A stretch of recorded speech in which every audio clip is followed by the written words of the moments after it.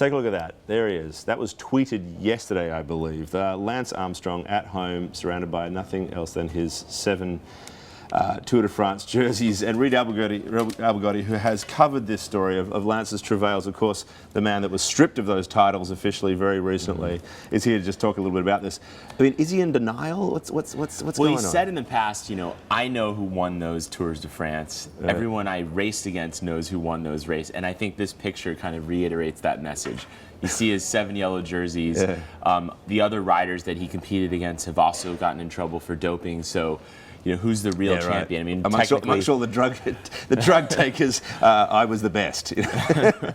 Well, yeah, I mean, the best drug taker. I was still the best, best cyclist. And I think, you know, the UCI, the Sports International Governing Body in the Tour de France, kind of also had that message, because now nobody is the winner. There is no winner of those 7 races. And he gets to keep the jerseys, of course, right? Well, I don't know. Maybe they will ask for them back. I don't know. That is his last photo, his attempt to show this is what it was like back in the day when I had them. But he looks rather comfortable and you know, at ease with himself, albeit maybe in a contrived way. Too. Yeah, exactly. I mean, and here's a man who's had his world fall apart around him. I mean, what's he got left? Yeah, I mean, he's lost his sponsors.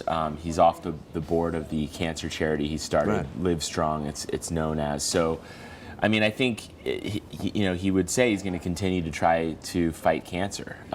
You know, he is still you know, the founder of a very successful and powerful cancer charity. So I think that's what he's got left. Yeah, but it's hard to do that when your reputation has been shot, I presume. So, what about the UCI, the Union Cycliste Internationale, the International body. Cycling Union in English? Yeah, they've announced that they're going to try and start a Champions League. It's sort of like the NFL of cycling, if you will, or Formula One of cycling, where you'd have different races and teams all get together to form a pro circuit. Right now, cycling is a disparate collection of professional races that most of which aren't linked at all. And this is a topic that's been bandied about for years in professional cycling. Actually, Lance Armstrong was involved in a plan, we reported about it in 2008, to actually purchase the Tour de France and create kind of they called it the World Tour of cycling. And so it looks like there's a Belgian and some Dutch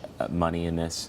But the UCI itself is under a lot of legal pressure, right? I mean, there's campaigns against it. I mean, it took a long time to come around to accepting that these titles had to be stripped, and yeah, absolutely. There's lawsuits, I take it.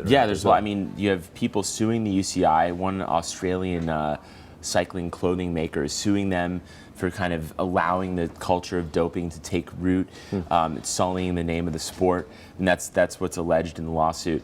The UCI has an independent commission looking into whether it acted properly during all these years of what we now know was rampant doping going on, under their noses in the sport. And I think the question is, are they culpable?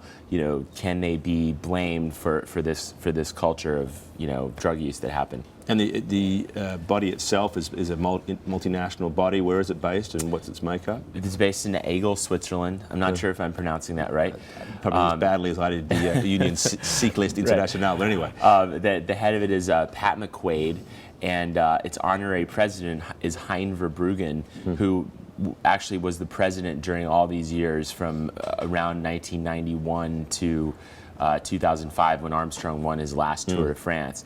So he's still involved. He's also involved in international sports, the Olympic movement. So it's kind of, and it's tied in, I should say, with the International Olympic Committee. So it's a member organization of the IOC. So it is a very international body. But as for Lance himself, I mean, shouldn't he just be keeping his mouth shut now? I mean, that's not for me to say. I mean, I'm not a PR specialist, but you can see all the 7 yellow jerseys in that photo. Right. I mean, imagine if you're a man of that stature who has done as much as you have. It's hard to get your ego under control and stay quiet. This is what made who he was. So. And he did technically cross the finish line first. We all watched it on TV. It was very exciting, and I think there is a point to be made there that it's can't take away those memories. And there's still actually probably a lot of sympathy for him, just simply for what he went through to get there. Just on the good side. So yeah, we know that from the letters and the comments on the website. Yeah. All right, Reid. Thank you very much for your time. I appreciate it. Thanks. The story's probably never going to go away.